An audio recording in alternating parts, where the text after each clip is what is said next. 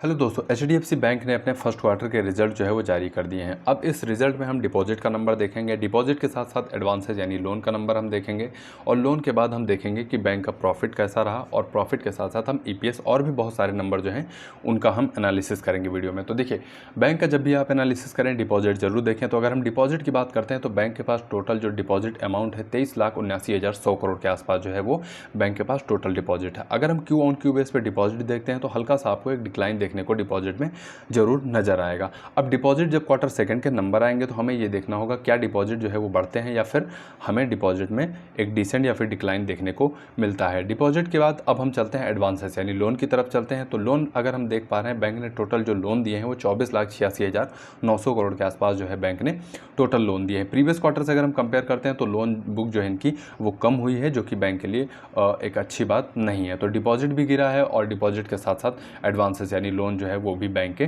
गिरे हुए हैं। कासा रेशियो की बात करते हैं। कासा रेशियो में बता दूं आपको, करंट अकाउंट और सेविंग अकाउंट का जो रेशियो होता है वो कासा रेशियो कहलाता है। तो आप देख पा रहे हैं प्रीवियस 3 क्वार्टर से लगभग बैंक का आपको कासा रेशियो फ्लैट देखने को मिल रहा था 38%। मर्जर से पहले कासा रेशियो बैंक का 42% था, लेकिन मर्जर के बाद आप देख पा रहे हैं कासा रेशियो बैंक का लगातार गिरता हुआ नजर आए। इस क्वार्टर में अगर हम कासा रेशियो देखते हैं तो 36% कासा रेशियो बैंक का देखने को मिला है, जो कि बैंक के लिए अच्छी बात नहीं है। अब जब सेकंड क्वार्टर के नंबर आएंगे तो हमें कासा रेशियो भी बहुत ध्यान से देखना होगा कि कासा रेशियो बैंक का इंक्रीज हो रहा है या फिर नहीं हो रहा है। उसके बाद आगे चलते हैं और फिर बात करते हैं नेट इंटरेस्ट इनकम की। देखिए, नेट इंटरेस्ट इनकम जो होती है वो किसी भी बैंक के लिए सबसे बड़ी कमाई या फिर कह लीजिए सबसे बड़ा जो कमाई का जरिया होता है किसी भी बैंक का, वो होता है इंटरेस्ट से पैसा कमाना।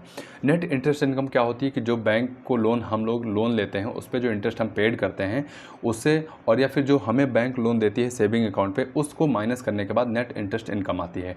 तो नेट इंटरेस्ट इनकम अगर हम इस क्वार्टर में देखते हैं तो 29,800 करोड़ जो है बैंक की नेट इंटरेस्ट इनकम रही है। प्रीवियस क्वार्टर में अगर हम नेट इंटरेस्ट इनकम देखते हैं बैंक की तो 29,100 करोड़ के आसपास इनकी net interest income previous quarter में थी।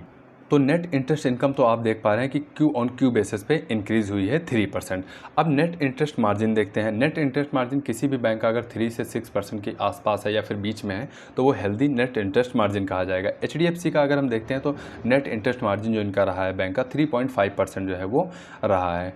उसके बाद चलते हैं, देखिए अब बैंक को रन करने के लिए ऑपरेटिंग एक्सपेंसेस होते हैं, खर्चे होते हैं। अगर हम खर्चों की बात करते हैं तो इस क्वार्टर में जो बैंक का खर्चा आया 16,600 करोड़ के आसपास इनका जो है वो खर्चा आया। प्रीवियस क्वार्टर से इनका जो खर्चा है वो जरूर कम हुआ है, जो कि बैंक के लिए अच्छी बात है।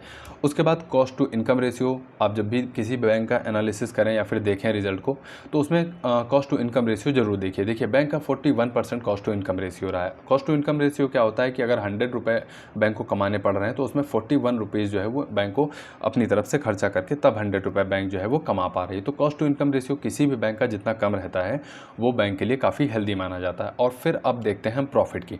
तो अगर हम प्रॉफिट की बात करते हैं, बैंक का प्रॉफिट आप देख पा रहे हैं कि 16,200 करोड़ जो है इस क्वार्टर में बैंक ने प्रॉफिट किया है। प्रीवियस क्वार्टर से क्या प्रॉफिट बढ़ा है? नहीं, यहाँ पे हमें एक डिक्लाइन देखने को मिल रहा है। 16,500 करोड़ जो है बैंक ने पिछले क्वार्टर में जो है कमाए थे, अब इस क्वार्टर में 16,200 करोड़ जो है कमाया है, यानी कि 300 करोड़ जो है इस बार कंपनी ने कम प्रॉफिट किया है।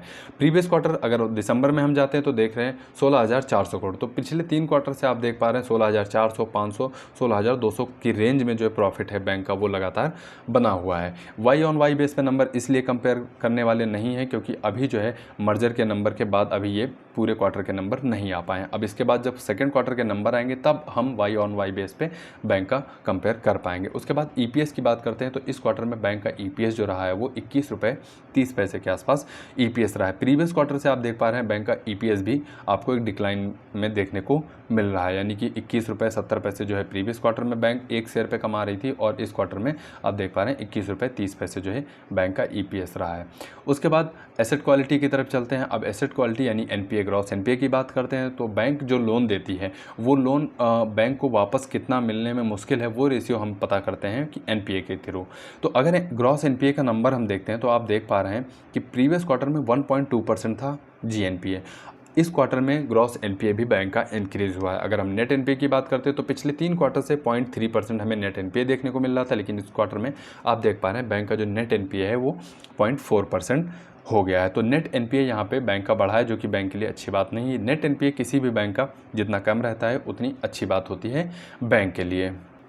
वीडियो में आगे हम देखेंगे ब्रांच नेटवर्क के बारे में कि बैंक के पास ब्रांच जो है वो टोटल कितनी है। तो देखिए, अगर टोटल बैंक ब्रांच की बात करते हैं तो 8,851 जो है वो बैंक के पास टोटल ब्रांच हैं। अब इस क्वार्टर में बैंक ने कितनी ब्रांच ओपन की है, तो 113 ब्रांच जो है इस क्वार्टर में बैंक ने ऐड की हैं, जो कि प्रीवियस क्वार्टर से अगर हम नंबर देखते हैं तो काफ़ी कम हमें देखने को मिल रहा है, क्योंकि प्रीवियस क्वार्टर में बैंक ने जो ब्रांच ऐड किया था वो 647 ब्रांचें नई ओपन की थी। लेकिन इस क्वार्टर में आप देख पा रहे हैं बैंक ने सिर्फ 113 ब्रांचें ही नई जो है वो ओपन की हैं।